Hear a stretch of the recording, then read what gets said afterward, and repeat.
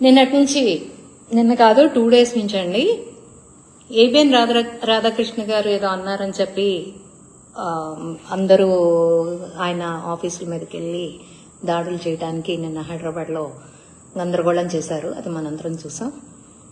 Okay, Radhakrishna గారు అన్న దాంట్లో ఇప్పుడు ఆయన పర్సనలైజ్డ్ గా ఎవరిని అనలేదు, వ్యక్తిగా ఎవరిని అనలేదు. ఆయన ఉదాహరణకి ఇలా కూడా చెప్పమన్నా కూడా మీరు చెప్తారు అని అన్నారు, కానీ అలా నాయకుల వారులను ఇంకోళ్ళనో అనలేదు.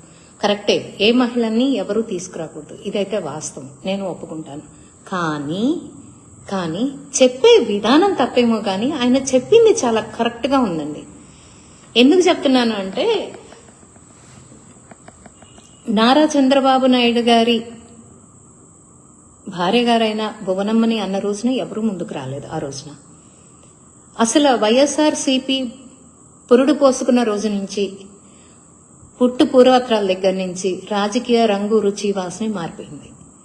ఒక దౌర్జన్యం, ఒక ఫన్, ఒక క్యారెక్టర్ అసాసినేషన్స్, ఇవి మాత్రమే. అంటే ఒక ఫ్యాక్షనిజం చూపిస్తున్నారు, ఒక మీమ్స్ లాగా వదిలేసేసి సబ్జెక్ట్ ని డైవర్ట్ చేసేస్తున్నారు, అండ్ క్యారెక్టర్ అసాసినేషన్. ఉమెన్ అనేవాళ్ళు బయటకు వచ్చి ప్రశ్నిస్తే నాలాంటి వాళ్ళే కావచ్చు, భువనం లాంటి వాళ్ళే కావచ్చు, బ్రహ్మణి గారు లాంటి వాళ్ళే కావచ్చు, పవన్ కళ్యాణ్ గారి భార్య గారే కావచ్చు, ఎవరినైనా కానీ వాయిస్ ఉన్న వాళ్ళని వాళ్ళ వాయిస్ బయటకు చెప్తున్నారు అంటే వాళ్ళని అణగదొక్కటానికి క్యారెక్టర్ అసాసినేషన్స్ చేస్తున్నారు.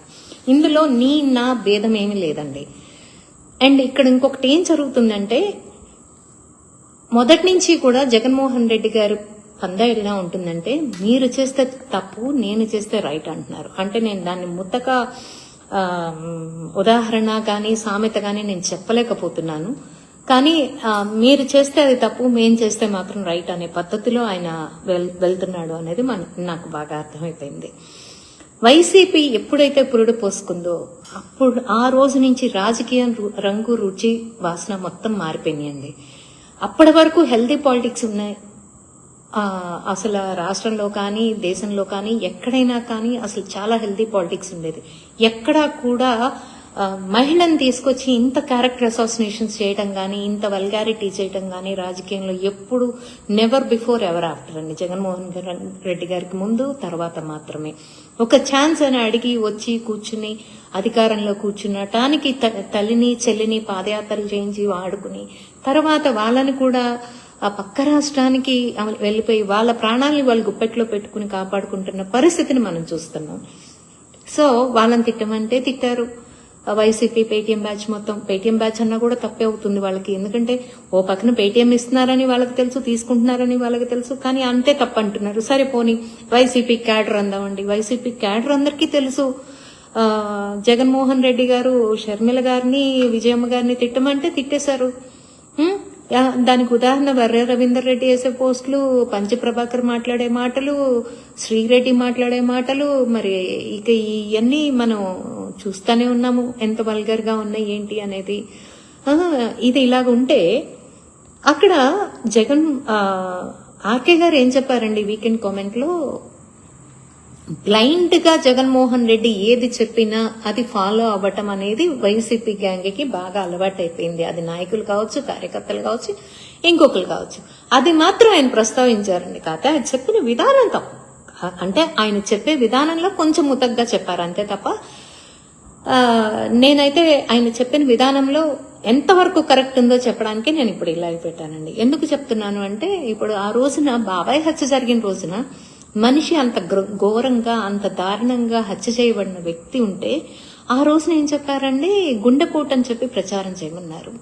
ఇక మనోళ్ళు గొర్రెల్లాగా ఇక వైసీపీ గ్యాంగ్ అంతా గుండెపోటు అంట అన్నారు. తర్వాత బాత్రూంలో పడిపోయారంట అన్నారు. ఇక అందరూ బాత్రూంలో పడిపోయారంట అన్నారు. తర్వాత నారాసుర రక్త చరిత్ర అంటూ నారా చంద్రబాబు నాయుడు గారిని తీసుకొచ్చారు. ఇక అది అయిపోయింది. తర్వాత నిజాలు ఏంటి అనేది కోర్టులు తెలుస్తాయి. అంటే వీళ్ళు ఏది చెప్పమంటే దాన్ని జనంలోకి అంత క్విక్ గా, అంత ఫాస్ట్ గా తీసుకెళ్లిపోతారు అన్నదే అక్కడ భావన. అంతకు మించి ఇప్పుడు ఏదో మీరు రంకులంట కట్టేసి నన్నేదో ఇంకోటి అనేసి మీ ఆయన మీకు ఇంకో చెల్లి అనుకుని పెళ్లి చేస్తారు, ఈ తప్పుడు మాటలు మాట్లాడమాకండి. నాకు నిన్న జగన్మోహన్ రెడ్డి గారు మా మహిళల్ని ఇలా అంటారా అన్నప్పుడు కొంచెం పోనీలే ఎంతో కొంత మార్పు వచ్చింది అనుకున్నానండి. ఎందుకు అంటున్నానంటే మహిళలు అన్న వాళ్ళు ఆయన దృష్టిలో పురుగుల కన్నా దారుణం అండి, పురుగుల కన్నా దారుణం. ఆయన పార్టీ మహిళలైనా సరే ఎవరైనా సరే, తల్లి చెల్లెలైనప్పుడు ఇంకా పార్టీ మహిళలు ఏంటండి. కాకపోతే అక్కడ నిన్న ఎంతో కొంత మార్పు వచ్చిందని నేనైతే అనుకున్నాను. ఎందుకంటే మా మహిళలను అన్నారు అని అన్నాడు. మా మహిళలను అన్నారు అంటే నేను ఖండిస్తున్నాను అన్నాడు. ఓహో, మహిళల పట్ల నువ్వు నిలబడ్డావు చూడు, ఓకే ఒప్పుకుంటా. కానీ ఏమండి జగన్మోహన్ రెడ్డి గారు, మీకు మర్చిపోతున్నారో మరి మీరు గజనీ అయిపోతున్నారో నాకైతే తెలియదు. కానీ మహిళలు అంటే మీ పార్టీ మినిస్టర్, మీరు ఎక్స్ మినిస్టర్లు భార్యలు, మీ నాయకుల భార్యలు, మీ భార్యలు వరకే కాదండి. మహిళలు అంటే 6 కోట్ల ఆంధ్ర రాష్ట్రంలో మహిళల శాతం ఎంత ఉందో చూసుకోండి. ప్రతి ఒక్కళ్ళు మహిళలే. నిన్న ఒకడెవడో చెప్తున్నాడు, నన్ను అన్నారు అని నేను సలీం వీడియో నేను ఎక్స్ లో పోస్ట్ చేస్తే దీనికి ఏమైనా సమాధానం చెప్తారా అని పోస్ట్ చేస్తే అంటారండి, నిన్నన్నది వాళ్ళనన్నది ఒకటి ఎట్లా అవుతుంది అంటున్నారండి. అదేంటండి, నేను మహిళను కాదా అండి, నన్నంటే నేను అడగకూడదా అండి అంటే నన్నైతే అనొచ్చండి. జగన్మోహన్ రెడ్డి గారి భార్య గారిని జగన్మోహన్ రెడ్డి గారి నాయకత్వం వహిస్తున్న నాయకుల భార్యల్ని అంటే మాత్రం మహిళలు అవుతారండి. సో ఏంటంటే సార్, కొంచెం మాకు కూడా ఆంధ్ర రాష్ట్రంలో ఓటు హక్కు ఉంది. మేము కూడా మా ఓటు హక్కుని న్యాయబద్ధంగా వినియోగించుకున్న వాళ్ళం. మేము కూడా ఆంధ్ర రాష్ట్రంలో సివిలియన్స్ గా ఉంటున్న వాళ్ళం. మమ్మల్ని కూడా మీరు మహిళలుగా గుర్తించి మీ వాళ్ళని కాస్త సంస్కారవంతంగా మాట్లాడించాలని చెప్పి మేము కోరుకుంటున్నాం. ఎందుకు చెప్తున్నాను అంటే, జగన్మోహన్ రెడ్డి గారు వైసీపీ పార్టీ కాంగ్రెస్ నుంచి విడబడిపోయి వైసీపీ పార్టీ పెట్టి పురుడు పోసుకున్న దగ్గర నుంచి కొన్ని పదాలు అనునిత్యం వినపడుతున్నాయండి. అవి మహిళ పట్ల పదాలు. అవి ఏంటంటే ఏమే, ఒసే, ఎల్, ఇంకా కొన్ని అసహ్యమైన పదాలు కూడా వినపడుతున్నాయండి. కానీ నేను ప్రస్తావించలేను ఇక్కడ. ఏమే ఒసే అనేది నాగరికత లేని రోజుల్లో రాతి యుగంలో మాట్లాడుకున్నారండి భార్యల్ని ఏమే ఒసే అని. ఇవాళ భార్యల్ని, ఇంట్లో భార్యల్ని కూడా ఏమే ఒసే అంటే ఒప్పుకోవట్లేదు. కానీ జగన్మోహన్ రెడ్డి గారు మీ క్యాడర్, మీ బ్యాచ్ అంటే మీ కార్యకర్తలు అని చెప్పుకుంటున్నారు చూడండి. మేము పేటీఎం అన్నా మీరు కార్యకర్తలు అంటారు కాబట్టి వాళ్ళు మాట్లాడుతున్నారు. మాట్లాడితే ఏమే ఒసే అంటారు. ఎవడికి ఏమే, ఎవడికి ఒసే అండి అంటే మహిళల్ని ఏమే ఒసే అనే పదాలు రాసిచ్చేసారా? మీకేమైనా స్క్రిప్ట్? ఇంట్లో పెళ్ళాలంటేనే ఏమే ఒసే అని ఊరుకోవట్లేదు. సో నిన్న ఆవేశంతో మీడియా ముందుకొచ్చి అస్సలు చూస్తా అనే రోజా గారు ఉన్నారు చూడండి. అమ్మా రోజమ్మ, మీకు కూడా చెప్తున్నానమ్మా, మీలో వచ్చిన మార్పుకి ఒక నమస్కారం తల్లి. ఎందుకు మార్పు వచ్చింది అంటున్నానా, మీరు భువనమ్మ గారిని ఐస్ క్రీమ్ నోటో పెట్టుకున్నారా లేకపోతే పాలు పితుకుతున్నారా అంటే డబల్ మీనింగ్లు మాట్లాడిన మీ నోరు వచ్చి వాళ్ళ మహిళల కోసం మీరు పోరాడుతున్నారు చూడండి. బయటకు వచ్చి మహిళల మీద ఆర్కే గారు అన్నారు అని చెప్పి మహిళల పట్ల మీరు పోరాడుతున్నారు చూడండి. మీకు చెప్తున్నాను తల్లి, మీ వాళ్ళు ఏమే వసే అనే రైట్ మీరేమన్నా ఇచ్చారా? లేదా మీ రాజారెడ్డి రాజ్యాంగం ఇచ్చిందా? ఇప్పుడు నా మీద ఇష్టం వచ్చినంత చండాలమైన కామెంట్స్ పెడుతున్నారు. మరి దానికి నేను ఎవరింట్ల మీదకు వెళ్ళాలి? అది దౌర్జన్యం నేను ఎవరి మీద చేయాలో నాకు కొంచెం సెలవిస్తే నేను డెఫినెట్ గా నేను దాని మీద ఎలా చెయ్యాలి అనేది చూస్తాను. లేదు, నా పరువుకి భంగం కలిగిస్తున్నందుకు నేను ఎవరి మీద పరువు నష్ట దావా ఇయ్యాలో చెబితే నేను పరువు నష్ట దావా వేసుకుంటాను. ఎందుకంటే నేను చెయ్యని నేరానికి నాకు ఎలాంటి సంబంధం లేని ఇష్యూలో నన్ను ఇరికిచ్చి ఇవాళ నేను ఏ వాయిస్ ఇచ్చినా కూడా నా వాయిస్ ని, నా గళాన్ని నొక్కేసేయాలని చెప్పి ఇవాళ ప్రతి నిమిషం కూడా అదే ఉంటే కిచెన్ అని పెడతాడు ఒకడు, అదే ఉంటే బిఆర్ నాయుడు అని పెడతాడు ఒకడు. ఎవడు చెప్పాడమ్మా మీకు ఇలా పెట్టమని, పెట్టించచ్చని? ఏం స్ట్రాటజీనో చెప్పండి. దీని మీద మీరు కూడా పోరాటం చేస్తే బాగుంటుంది. ఎందుకంటే నేను కూడా ఆంధ్ర రాష్ట్ర మహిళనే కాబట్టి. సో దీని మీద కూడా పోరాటం చెయ్యండి అమ్మా. ఎందుకంటే జగన్మోహన్ రెడ్డి గారికి ఎలక్షన్ కి గెలిపించి ఆ సీట్లో కూర్చోబెట్టడానికి ఉపయోగపడిన షర్మిల గారు, విజయమ్మ గారు కూడా మహిళలే. వాళ్ళ మీద రోత పోస్టులు వేసిన వర్ర రవీందర్ రెడ్డి అండ్ పంచప్రభాకర్, ఇంకా రకరకాలు ఉన్నారు, శ్రీరెడ్డి, ఇట్లాంటి వాళ్ళు చాలా మంది ఉన్నారమ్మా. చాలా మంది ఉన్నారు, చాలా అసహ్యంగా మాట్లాడిన వాళ్ళు ఉన్నారు. మరి వాళ్ళ పక్కన కూడా మీరు కొంచెం నిలబడి మీ గళాన్ని వినిపిస్తే బాగుంటుందమ్మా రోజమ్మ. మరి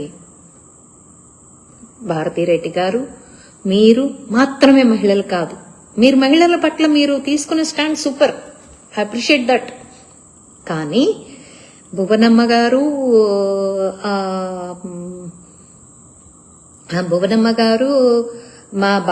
మా లోకేష్ బాబు భార్య గారైన బ్రహ్మిణి గారు, మరి మా డిప్యూటీ సీఎం గారి భార్య గారు అయిన ఆవిడ అందరూ మహిళలే కాబట్టి, సో ఏంటంటేనమ్మా మా పట్ల కూడా మీరు మీ వాళ్ళు మాట్లాడుతున్న విధానం మీద మేము ఎలా స్టాండ్ తీసుకోవాలో, మేము మా పరువు నష్ట దావాలు ఎవరి మీద వెయ్యాలో, వచ్చి ఏమే ఒసే ఎల్లని మాట్లాడుతున్న వాళ్ళ మీద ఎలా యాక్షన్ తీసుకోవాలో మార్పు మీ నుంచే మొదలైతే బాగుంటుందని నేను నిజంగా కోరుకుంటున్నాను. రోజా గారు, మీరు దీని గురించి ఏమన్నా మళ్ళీ ఒక ప్రెస్ మీట్ పెడతారని ఎదురు చూస్తూ ఉంటా. మీ సమాధానం కోసం ఎదురు చూస్తూ ఉంటా. మహిళకి రాజకీయాల్లోకి వచ్చే హక్కు ఉంది, మహిళలు వస్తారు, మనల్ని ప్రశ్నిస్తారు, మీరు వాళ్ళని ఎందుకు ఇలా అంటున్నారు అనకండి అని మీ వైసీపీ వాళ్ళకి, మీ గ్యాంగ్ కి కాస్తంత గట్టి పెడతారని ఆశిస్తున్నానమ్మా. ఇవాళ ఆర్కే గారి మీదకి వచ్చారు, కాదంటలేదు. ఆర్కే వీకెండ్ కామెంట్స్ లో ఆర్కే గారు ఏదో తప్పు చెప్పారని చెప్పేసేసి మీరు వచ్చేసారు. బడబడ రావాల్సిందే మరి. కానీ మహిళలంటే ఆంధ్ర రాష్ట్రంలో ఉన్న ప్రతి ఒక్కళ్ళు మహిళలే అని అండర్లైన్ చేయాల్సిందిగా కోరుతున్నాను. Okay, so I'm expecting your press meet Roja garu. మీరు ఎందుకంటే ప్రతిదీ కూడా వీళ్ళకి పైనుంచి వచ్చే స్క్రిప్టే వీళ్ళు చదువుతారు.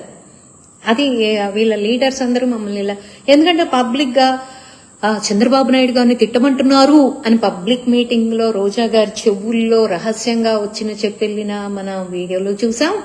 ఏంటి, ఈ నోరు పెట్టే ఉన్నది దేవుడు భగవంతుడు మనకి నోరు ఇచ్చింది తిట్టటం కోసమే, తిట్టి మాట్లాడటం కోసమే, ఎదుటి వాళ్ళ నోర్లు మోయించటం కోసమే. ప్రశ్నిస్తే మన దగ్గర సమాధానం లేదు కాబట్టి వాళ్ళ నోరు నొక్కేయటం, వాళ్ళ పరువులతో ఆట ఆడుకోవటం కోసమే అనే మీ విచక్షణ ఏదైతే ఉందో దాన్ని మీద కూడా ఒక ప్రెస్ మీట్ ఇవ్వండి అమ్మా రోజా గారు.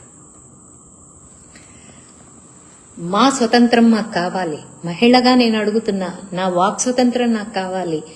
ఎందుకంటే నన్ను ఎల్లలు తిడుతున్నారు, మా అబ్బాయి కూడా బాధపడుతున్నాడు, ఏంటమ్మా ఇలా తిడుతున్నారు అని. దానికి ఏం చెప్పమంటారు చెప్పండి. మా కుటుంబాలు తిడుతున్నారు, మా కుటుంబాలను తిడుతున్నారు, ఎల్లలు తిడుతున్నారు. ఎందుకు?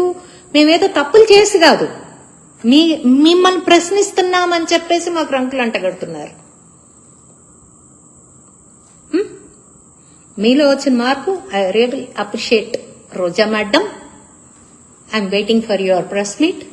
మీరు ప్రెస్ మీట్ పెట్టి నేను ఎవరి మీద నేను పరువు నష్ట దావా వేయాలో చెబితే నేను వాళ్ళ మీద పరువు నష్ట దావా వేస్తాను. ఇప్పుడు నేను ఈ వీడియో పెడితే దాన్ని తీసుకెళ్లి యూట్యూబ్ వాళ్ళు వేసుకుంటున్నారు. యూట్యూబ్ వాళ్ళు వేసుకుంటే ఆ యూట్యూబ్ లోకి వెళ్ళి కామెంట్స్ పెడుతున్నారండి. ఎంత దారుణంగా పెడుతున్నారండి. కొండ మీదంట నేను ఇంటింటో చేసేసానంట. నిజం చెప్తున్నా, మీరు మాట్లాడే మాట పైన నేనేం చేయలేకపోవచ్చు. ప్రతి ఒక్క వ్యక్తికి నేను వెళ్తూ ఉంటే దారిలో ఎన్నో కుక్కలు మొరుగుతా ఉంటాయి అనుకుని వెళ్తూ ఉంటాను. నా ప్రయాణం నేను సాగిస్తూ ఉంటా. కానీ నేను చెప్తున్నా, డెఫినెట్ గా పైన ఉన్న దేవుడు వెంకటేశ్వర స్వామి చెప్పే గుణపాఠాన్ని మీరెవరు తట్టుకోలేరు. గుర్తుపెట్టుకోండి, వైసీపీ అనేది ఒక అరాచకమైన పార్టీగా తయారైంది. మహిళల పట్ల దారుణంగా ప్రవర్తిస్తుంది. ఏమన్నారు అసలు ఆర్కే గారు? ఏమన్నారో చెప్పండి. మీరు అమరావతి రాజధాని అంటే ఆ రోజున మీ పేటీఎం బ్యాచ్, మీ కార్యకర్తలందరూ దాన్ని బయట జనంలోకి తీసుకెళ్లారు. మీరు 3 ముక్కలాట అంటే 3 ముక్కలాటని జనంలోకి తీసుకెళ్లారు. ఎందుకంటే వాళ్ళకి చదువు సంజ లేదు. మీరు ఎంచుకున్న జనం అలాంటి వాళ్ళు. సోషల్ మీడియా పరంగా కానీ మీ కార్యకర్తలు కానీ మీరు ఎంచుకున్న వాళ్ళు అలాంటి వాళ్ళు, అవగాహన లేని వాళ్ళు. కనీసం కొంచెం చదువుకున్న వాళ్ళున్నా వైసీపీ పార్టీలో అడుగు కూడా పెట్టరు. అమెరికాలో కూర్చుని ఏదో కొంచెం రెడ్డి అన్న పేరున్న వాళ్ళు ఉన్నారండి, కాదని నేను అనట్లేదు. వాళ్ళు కొంచెం చదువుకున్నా కూడా ఇంటి పేరు రెడ్డి ఉంది కాబట్టి వాళ్ళు వైసీపీలో ఉన్నారేమో. కానీ ఇవాళ మా విగన్ అనే దాని మీద షర్మిల గారు ఇచ్చిన స్టేట్మెంట్ చాలు. జగన్మోహన్ రెడ్డి గారు, షర్మిల గారు ఏమన్నారు ఒక్కసారి చూసుకోండి.